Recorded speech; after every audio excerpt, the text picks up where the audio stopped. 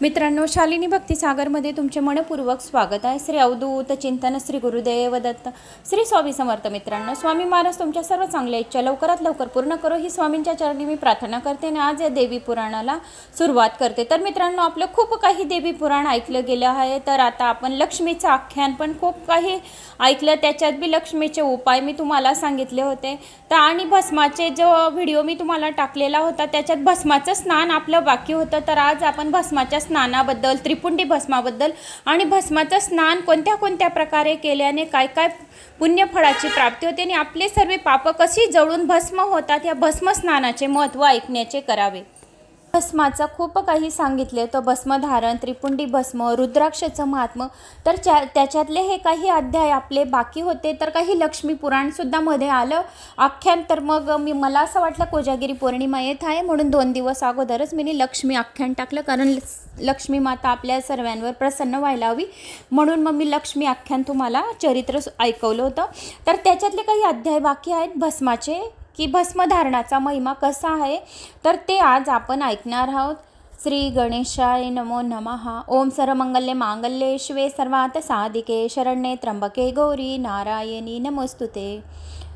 नवदुर्गा माता, अंबा माता, रेणुका माता, तुळजापूर की भवानी माँ, सप्तशृंगी माँ, कोल्हापूर की महालक्ष्मी माता, वैष्णवी माता।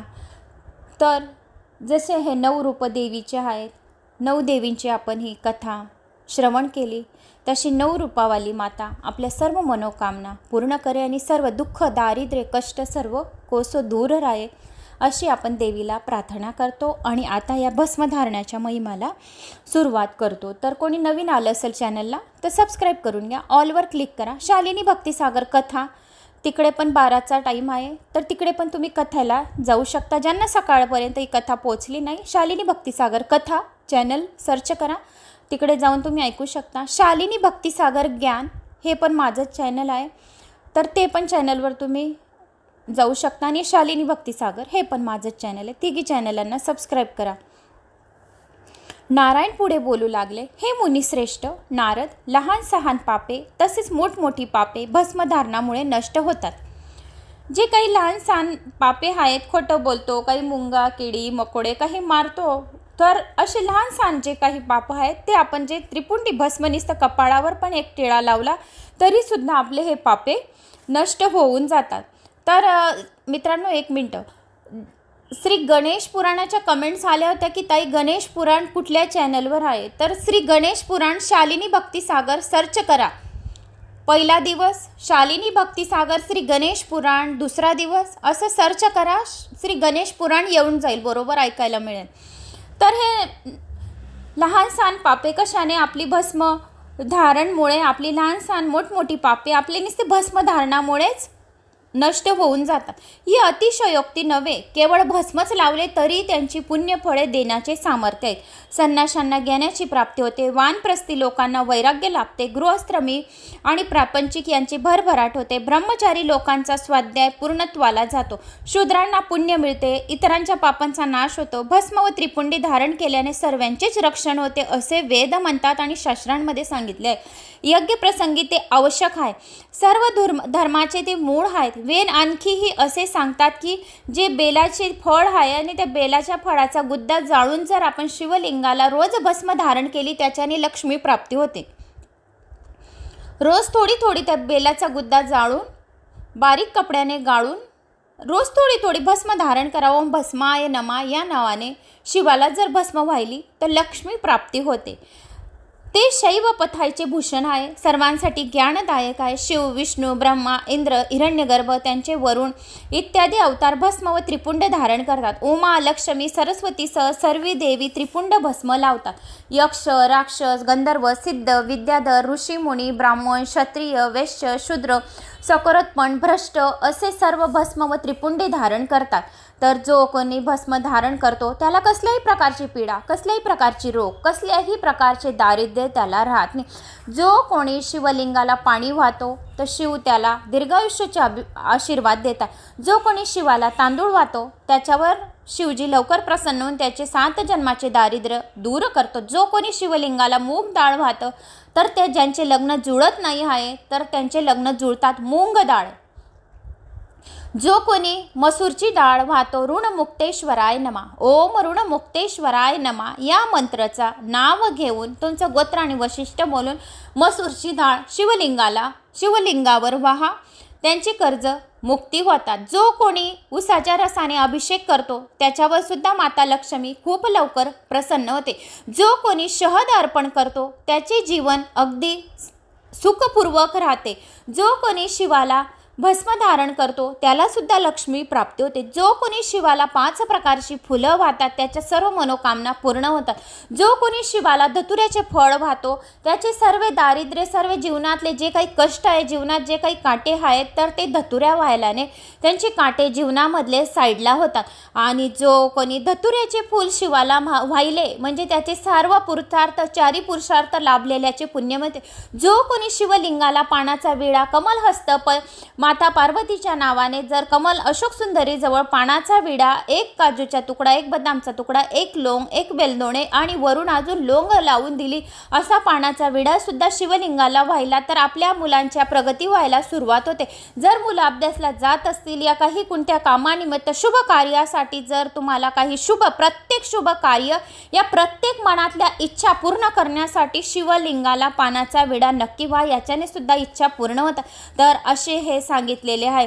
तर रुद्राक्ष आणि पंचाक्षर मंत्र भस्म हेच उपाय योग्य आहेत. कुठले कुठले? रुद्राक्ष गळ्यात घाला, ओम नमः शिवाय. पुरुष जर जप करत आहे तर ओम नमः शिवाय. स्त्री जर जप करत आहे तर शिवाय नमा, ओम शिवाय नमा या मंत्रांनी. आणि भस्म हेच अतिशय उत्तम आहे. यांच्या कारणाने हे जे आपण काही व्हायलं तर सर्व इच्छा आपल्याला पूर्ण होतात. आणि नंदेश्वरच्या जिथे पाय मोडलेला आहे तिथे मूंग व्हा, याच्याने सुद्धा त्वरित इच्छा पूर्ण होतात. तर असे हे उपाय योग्य आहेत. भस्म धारण करणारा मूर्ख किंवा विद्वान असला तरी जेवताना त्याच्या पंक्तीला स्वतः महादेव पत्नीसोबत उपस्थित असतात. जो कोणी भस्म धारण करतो तो मूर्ख सुद्धा राहिला तरी सुद्धा त्याच्या पंक्तीला भक्तिभावाने स्तुती करत राहतात आणि पाप रहित होऊन पूज्य ठरतात. त्रिपुंडी भस्मधारकास भिक्षा देणाऱ्याला वेगळ्या अध्ययनाची किंवा अनुष्ठानाची काहीच गरज नाही. कपाळी विभूतीचा त्रिपुंड जर असला तरी किकट देशात राहत असला तरी तो देशी काशी क्षेत्राप्रमाणे होतो आणि चरित्रहीन होतो. धन त्याच्याजवळ अपार राहते. जो कोणी शिवाची भस्म त्याच्या कपाळी लावतो तर त्याच्या उलट सुलट रेखा काही असतील तर शिदा होऊन जातात, त्याची किस्मत चमकायला लागते आणि मग शीलवान सुद्धा होतो. योगी असा अवलक्षणीय असतो. तर तो भस्म लावित असेल तर तो पुत्राप्रमाणे चांगला सर्वत्र पूज्य ठरतो. जो ढोंगीपणाने भस्म लावित असेल तरीही 100 यज्ञ करण्यापेक्षा श्रेष्ठ अशी गती त्याला मिळते. जो कोणी त्रिपुंड भस्म लावले म्हणजे त्याला हजारो गायी ब्राह्मणाला दान केल्याचे पुण्य मिळते. संगतीने अगर गंमत म्हणून किंवा भीतीने का असेना जो विभूती धारण करून घेईल चेष्टा म्हणून तरी तो शिवाला पूजनीय राहील आणि त्याच्यामुळे ब्रह्मा, विष्णू वगैरे देवता सुद्धा त्याच्यावर प्रसन्न राहतील. पार्वती, लक्ष्मी, सरस्वती याही देवता त्यांच्यावर प्रसन्न होते. जो कोणी श्रद्धा भावनेने त्रिपुंड भस्म धारण करेल त्याच्या घरी महालक्ष्मी स्वतः येईल आणि दान, धर्म, यात्रा, यज्ञ, याग, तपस्याने मिळणारे पुण्य त्याच्यासमोर काहीच नाही. 16व्या कले एवढेही नाही. 16 कला एवढे चंद्राला ज्या वेळेस कोजागिरी पौर्णिमा राहते तर चंद्राला 16 कला अवगत राहतात.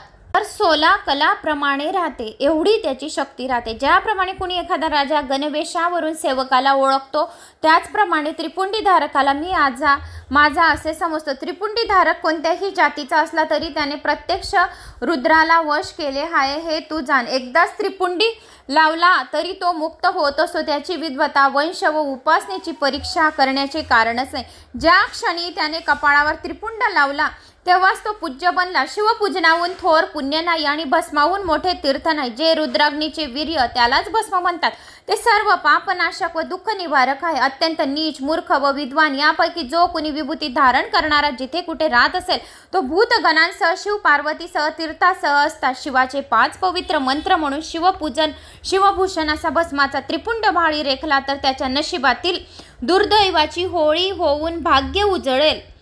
जो कोणी त्रिपुंड भस्म आपल्या कपाळी लावेल त्याची दुर्भाग्याची, दुर्दैवाची जे पण नशिबात असेल त्याचे भाग्य उजळून जाईल, त्याची किस्मत उजळून जाईल. आणि जो कोणी हे भस्म शिवाचे भस्म पाण्यात टाकून स्नान करेल त्याचे किती महत्त्व सांगितलेले आहे.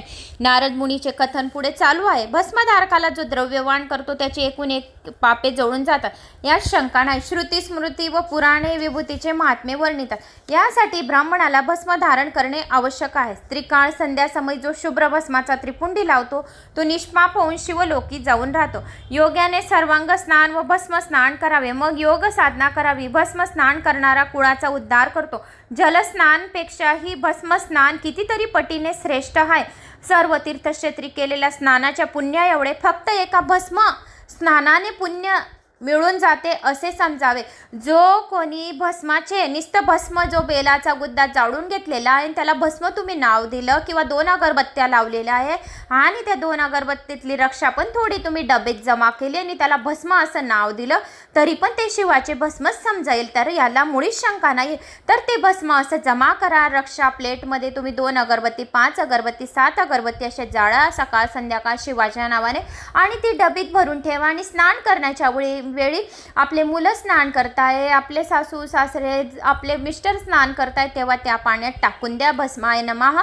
तर आपल्याला घरच्या घरी 12 ज्योतिर्लिंग तीर्थाचे स्नान केल्याचे एवढे पुण्य फळाची प्राप्ती होईल. लहान लहान व मोठी मोठी पापे जी राहतात, असंख्य पापे जी काही झालेली असतील तर ती भस्म स्नानाने जळून जातात असे शास्त्रात सांगितले आहे. अग्नी इंधन जळून टाकतो तशी भस्म स्नानापेक्षा पवित्र काहीच नाही अशी घोषणा करून प्रथम शिवाने स्नान केले. नंतर ब्रह्मा आणि वगैरे शिवाच्या प्रसन्नतेसाठी भस्म स्नान करू लागले. जो अग्नीय स्नान करतो तो मानव देहधारी रुद्रच होय. त्याच केवळ दर्शन घेणारा सुद्धा देव राक्षस मुनी यांना पूज्य होतो. तू खात्रीने समज भस्मधारणाने भक्षण केले तरी त्याला दोष नसतो. जो जल स्नान करणे अगोदर भस्म स्नान करतो तो ब्रह्मचारी गृहस्थी अथवा वानप्रस्थी यापैकी कुणी असला तरी तो निष्पाप परमगतीला जातो. पण जल स्नानापेक्षा अग्नीय स्नान श्रेष्ठ आहे. ते संन्यासी लोकांसाठी आवश्यक आहे. भस्म स्नानामुळे प्रकृतीचे बंधने गळून पडतात. यासाठी भस्म स्नान आहे. हे बृहस्पती भस्म स्नानाची बरोबरी त्रैलोक्यात होऊच शकत नाही. प्रथम शिवाने पार्वतीला विभूती दिली आहे. सर्वात प्रथम हे भस्म कोणाला दिले आहे? शिवाने पार्वतीला दिले आहे. पुढे कल्याण व्हाईल. जो कोणी हे शिवाचे भस्म या विभूती आपल्या शरीराला लावेल तर त्याचं कल्याणच होईल असे सर्वत्र तिचा उपयोग होऊ लागला. भस्म स्नानाचे आणखी सुद्धा एक वैशिष्ट्य आहे ते सांगतो. ते असे की ताप प्रकारचे पित्तरोग 32 तऱ्हेचे कपरोग जो कोणी शरीरावर भस्म धारण करतो त्याची राक्षसाची बाधा दूर होते. पिशाच पीडा नाहीसे होते. पुतना पीडा नाहीसे होते. कुष्ठ कुलम सर्व प्रकारचे रोग नाहीसे होतात. आणि 80 प्रकारचे वात रोग शरीरामध्ये जे 80 प्रकारचे रोग असतील 64 प्रकारचे रोग असतील ते नष्ट होतात आणि सिंह दृष्टीस पडतात. हत्तीच्या कपाळाची होणारी पळापळ होते. तसं हे त्रिपुंडी भस्म लावलं म्हणजे आपले कितीक सारे असंख्य पापे तर जळूनच जातात पण असंख्य रोग सुद्धा बरे होतात. भस्माचे त्रिपुंड लावणारा निसंशय ब्रह्मस्वरूप होतो. त्या भस्मधारणामुळे विधिलिखित पुसले जाते. कंठावर भस्म जर लावले तर कंठावरील भागांना केलेली पापे नाश पावतात. जो कोणी आपल्या कंठावर त्रिपुंडी नंदीवर जर आपण शिव मंदिरात जात आहे तर शिवलिंगाला त्रिपुंडी भस्म अगरबत्तीची मी तुम्हाला जे सांगत आहे ती सुद्धा तुम्ही भस्म करून काही पण नाव द्या. ज्या हेतूने तुम्ही पूजा करणार, ज्या हेतूने तुमच्या हातात जी वस्तू आहे ते समजून तुम्ही शिवाला अर्पण करणार तर शिव नक्कीच घेईल. यात मुळीच शंका नाही. तुमच्याजवळ जर काहीच नाही राहिले तर तांदूळ हातात घेऊन सर्व पूजा त्याच्यात आली असं समजून तुम्ही शिवाला वाहिली.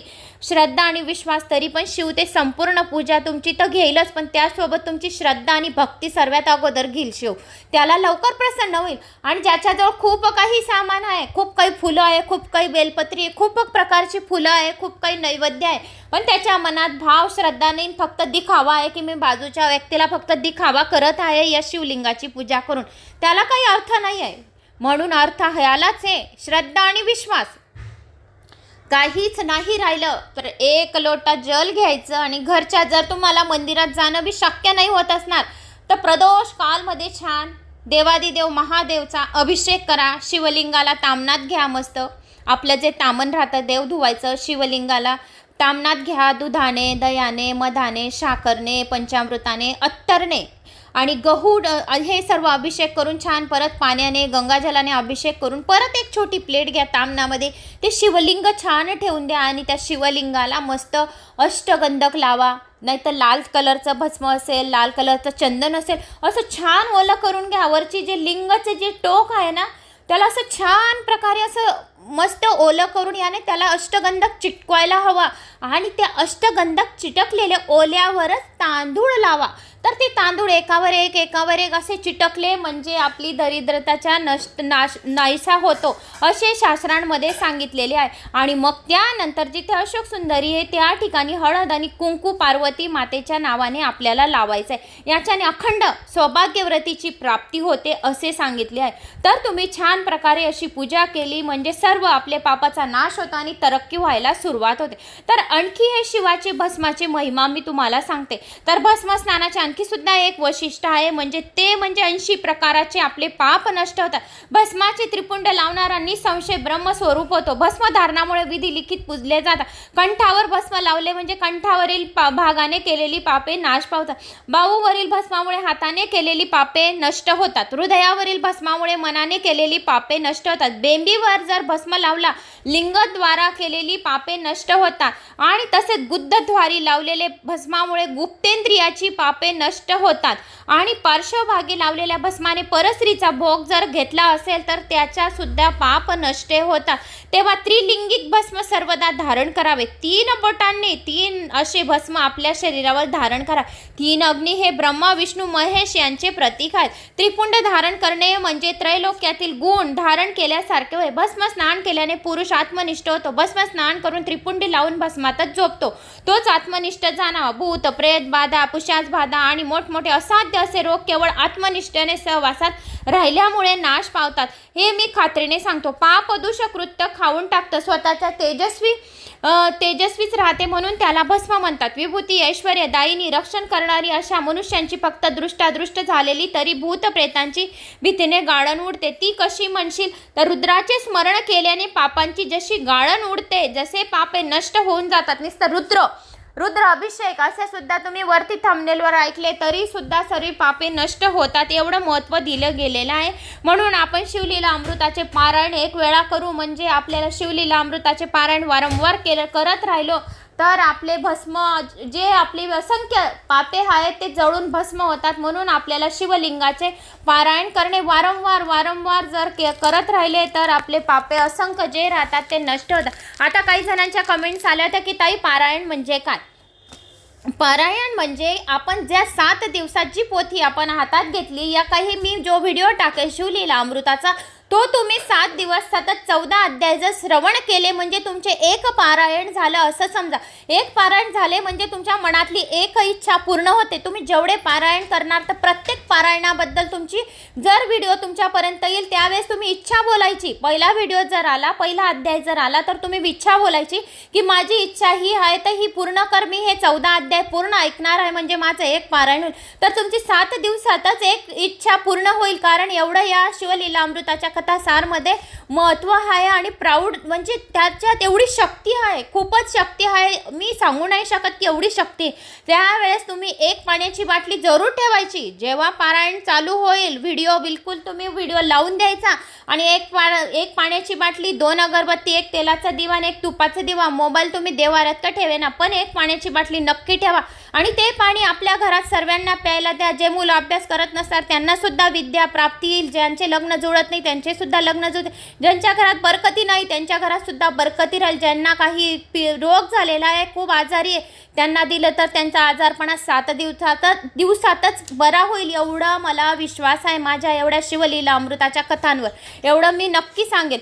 तर आपल्याला हे शिवाचं हे एवढं भस्म आणि शिवाची कुठलीही पूजा खूप महत्त्वाची राहते. शिव हे 2 अक्षर सुद्धा आपण नुसते शिव स्मरणाने भस्म स्मरणाने रुद्राक्ष स्मरणाने शिवलिंगाच्या स्मरणाने नुसतं श्रवण केल्या मात्र सुद्धा आपल्याला यमदूत हात लावणार नाही. यमदूत आपल्या जवळ पण येणार नाही. आपल्या जवळ फक्त शिवाचेच दूत आपल्याला हात लावतील. जो शिव भस्माचे या कथा या आख्यान शिवाचं आख्यान जो ऐकत आहे भस्म धारण्याचं भस्म स्नानाचं त्रिपुंडी भस्माचे रुद्राक्षाचं शिवलीला अमृत कथासारचा जो काही इंट्रो तुम्ही ऐकत आहे तरी सुद्धा आपल्याला शिवलोकाची कैलासावर 1 फेरी मारण्याची एवढं आपल्याला पुण्यफळाची प्राप्ती होईल.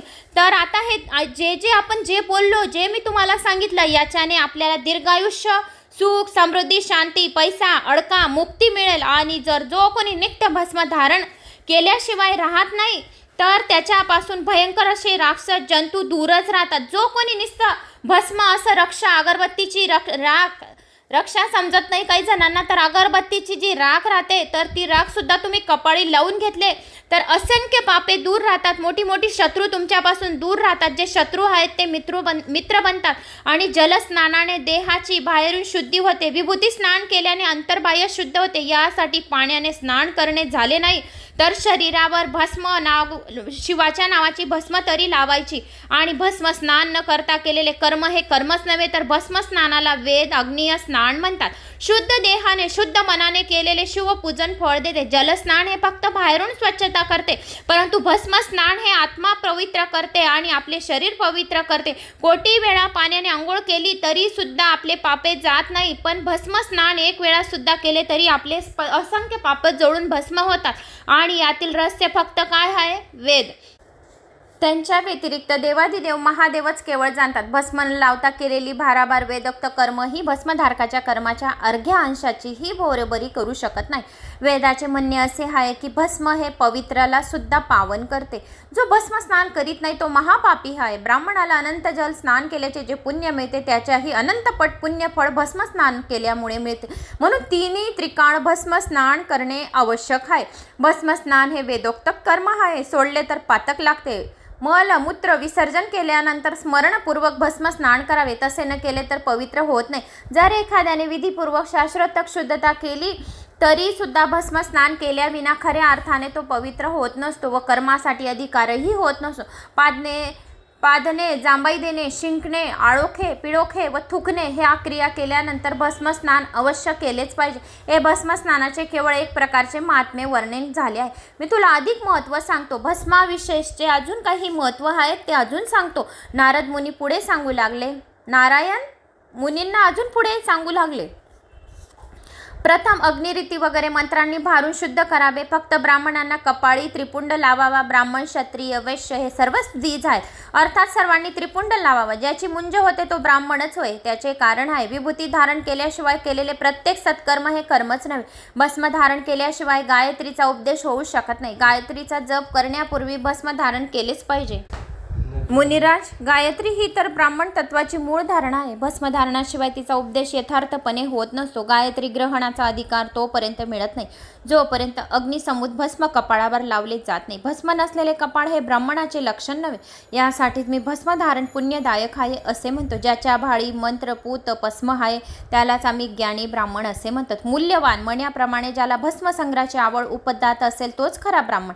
हे सत्य आहे, हेच सत्य आहे. भस्मधारण न आवडणारा जन्मजन्मीचा चांडाळ आहे असे खात्रीने तू जाण. भस्म न लावताच तो खाणे पिणे करतो. तो जरी फलाहार करणारा असला तरी तो निश्चितपणे नरकातच जाऊन पडणार.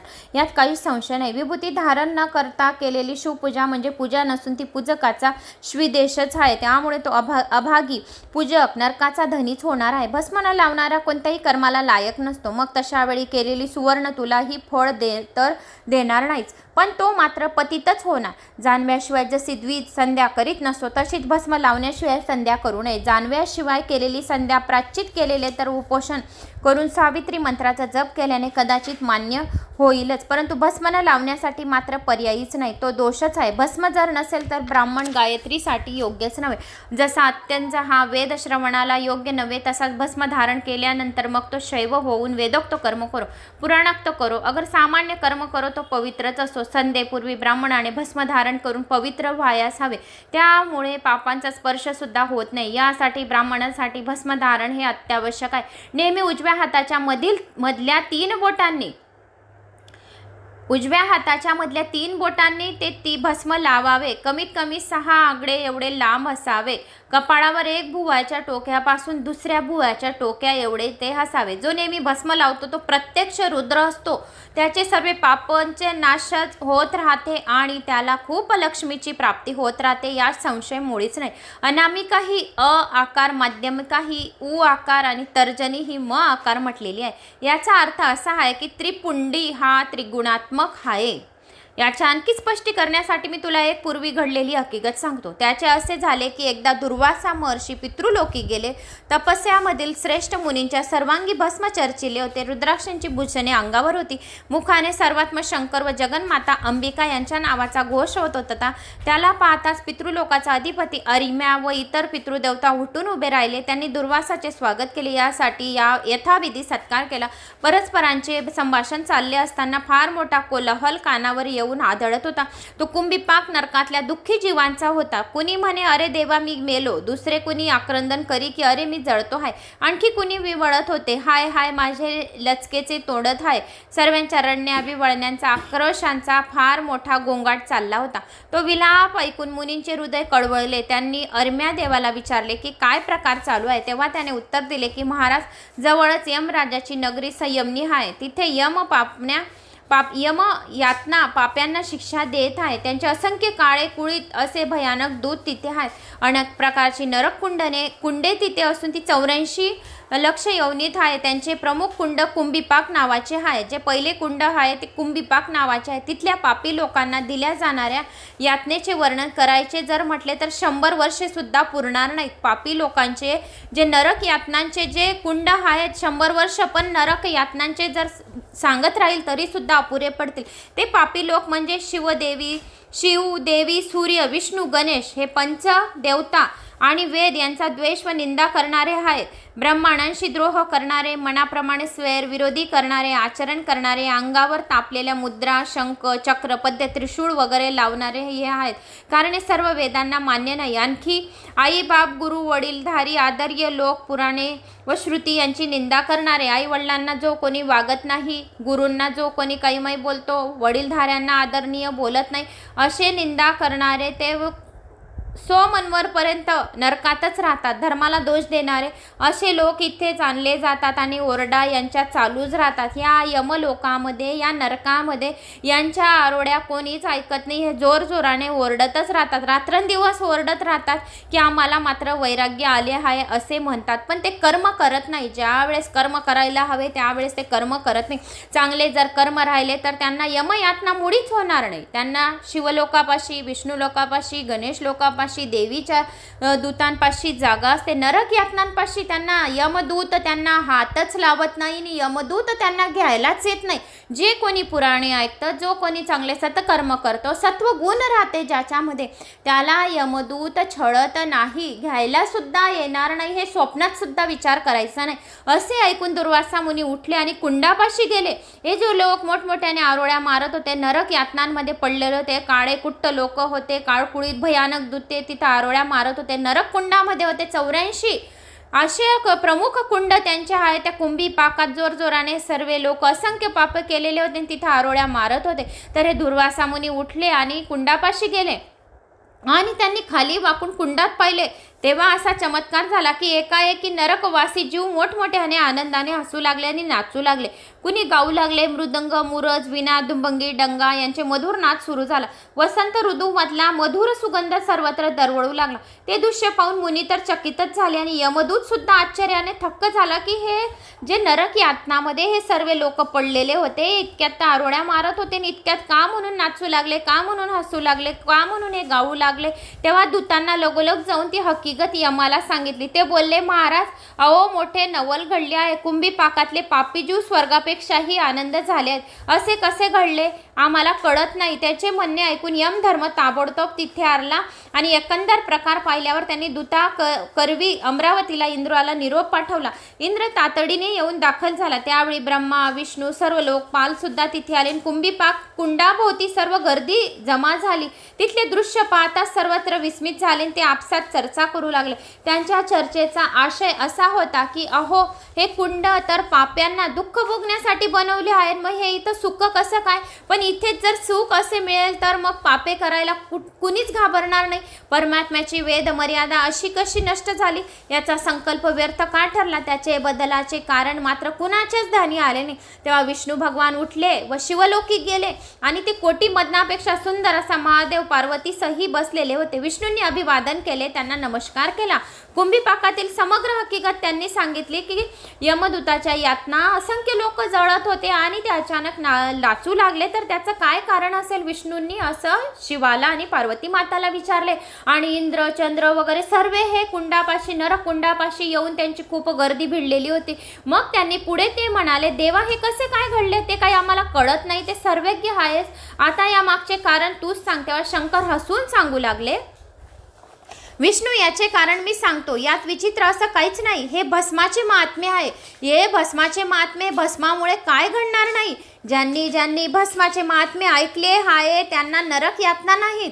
ज्यांनी ज्यांनी हे भस्म ऐकले, रुद्राक्ष भस्म ऐकले, भस्माचे धारणा गोष्टी ऐकल्या, त्यांना यम यातना नाही. जे सर्वश्रेष्ठ दुर्वासा जेव्हा कुंभीपाकाजवळ जाऊन खाली वाकून पाहू लागले, तेव्हा वाऱ्यामुळे त्यांच्या कपाळातील थोडासा कण, भस्माचा कण त्यांच्या कुंडामध्ये, नरक कुंडामध्ये पडून गेला.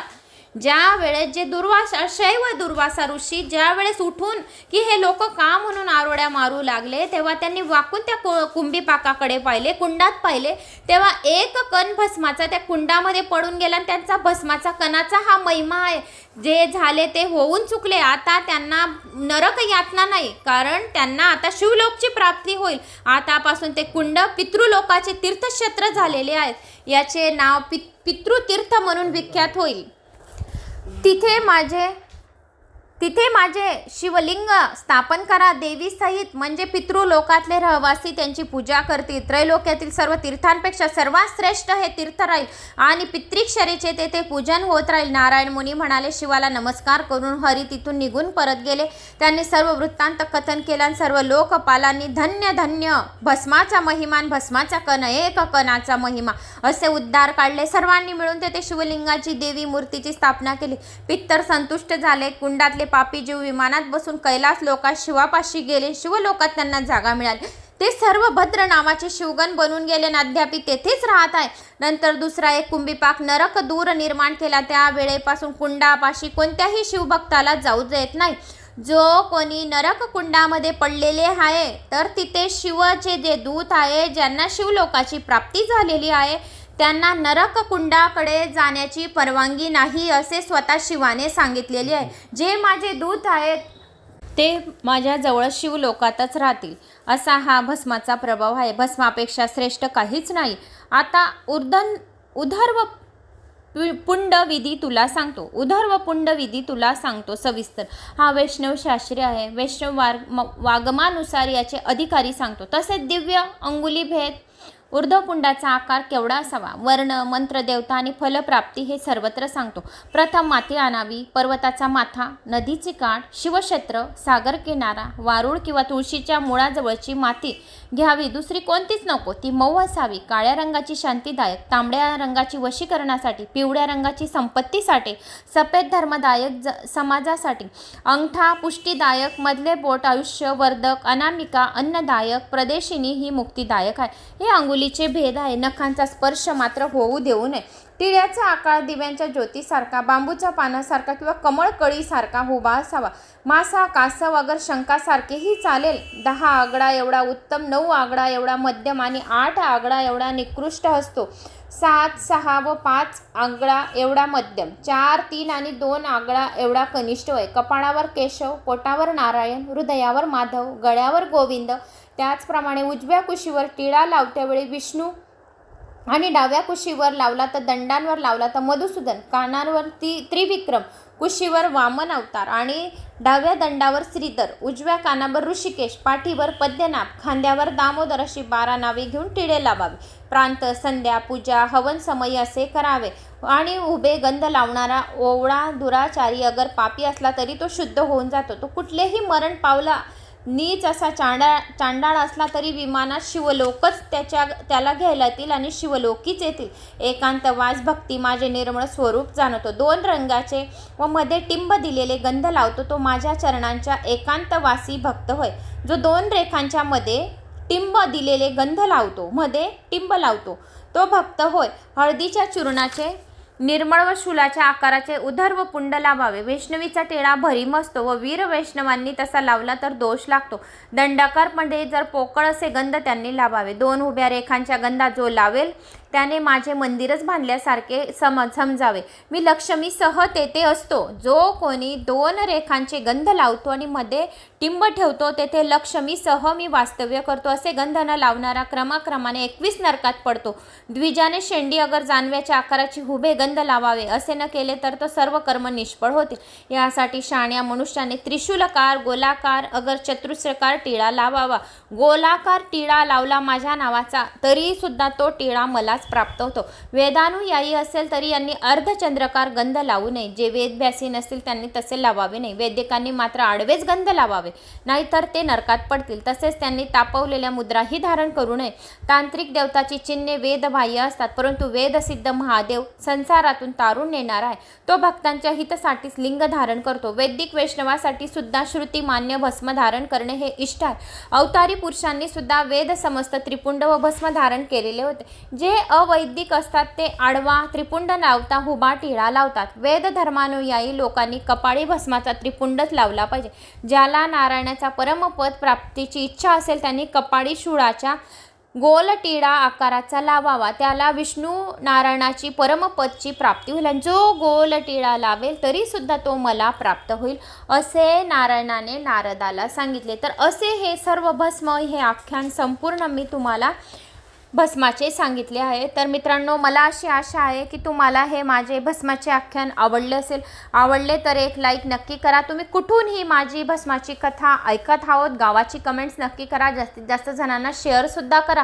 आणि माझा आत्मविश्वास वाढवण्यासाठी ओम नमः शिवाय नाहीतर काहीतरी कमेंट्स नक्की करा, म्हणजे मला दुसरा व्हिडिओ बनवायला प्रेरणा मिळते. तर भेटूया अजून पुढच्या व्हिडिओसोबत. जय श्री महाकाल.